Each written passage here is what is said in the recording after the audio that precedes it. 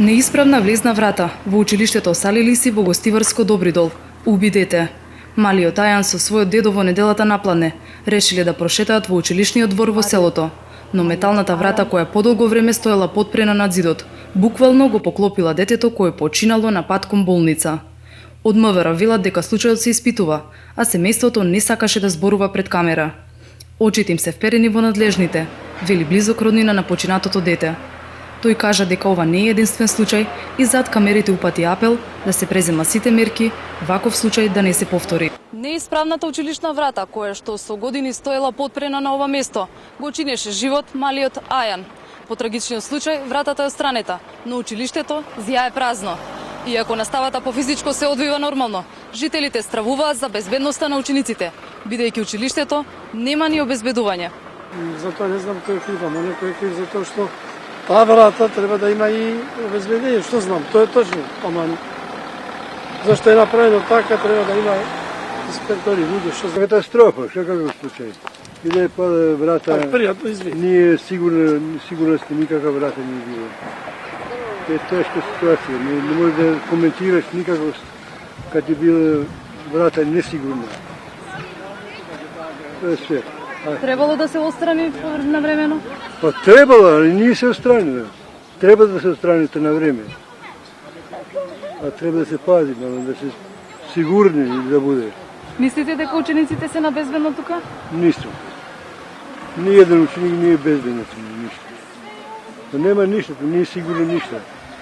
И камо хода и во школа се учи ученици. Директорот кој отпрви непријателски ја дочека екипата на Нова, подоцна се согласи да разговара со нас.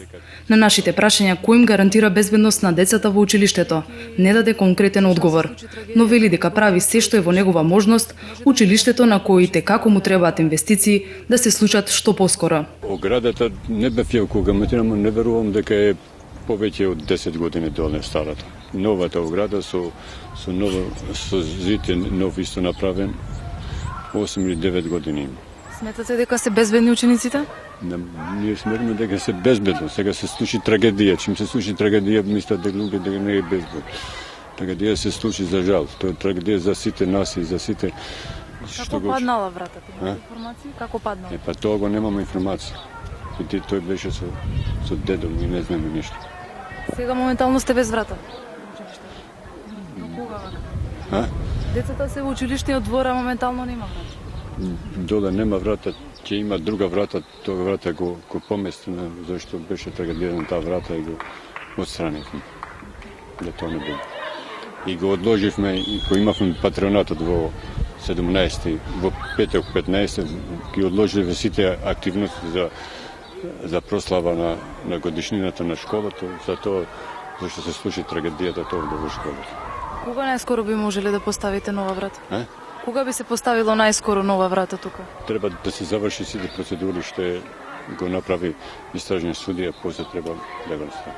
Видите, пред тоа не можеме да уште треба што ќе прават после. Па во училиштето го имаме проектот за уште еден објект што помина во Министерство за образование, уште училници, уште 8 училници што ќе почнат да го изградат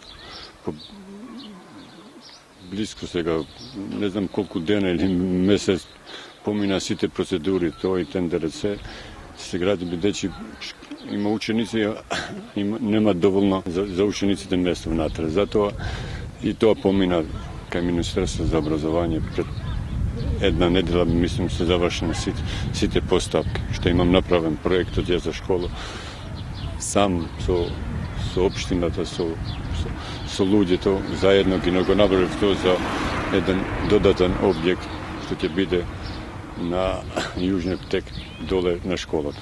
Очекувате да почне наскоро да се гради? Па, зависи од Министерството за образование, само сите работи се завршени за тоа дека ќе се прави. Има информација дека тоа е завршено се. За повеќе информации кога би можело училиштето да се прилагоди за потребите на сите деца, директорот ме упати кај градоначалникот, но него најдовме во општината. Од службите во општина Врапчиште ни беше кажано дека градоначалникот Бајрам Кадрија денеска требало да замине на итен состанок во Министерството за образование. Во телефонски разговор пак Кадрија за нова изјави дека се работи за трагичен случај и не би можел да даде дополнителен коментар. Сепак, иако училиштето е под нивна капа, рече дека општината ги презема сите мерки за инвестиции во сите училишта кои се во рамките на општината. Случајот на Ајан заврши трагично, но оградата била причина за повреда на повеќе деца во минатото.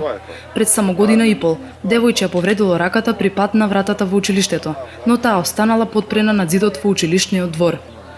Добридол го напуштивме со апел од градоначалникот, од директорот, но и од семејството, да не се правело драма од случајот, бидејќи трагедијата била Божја волја.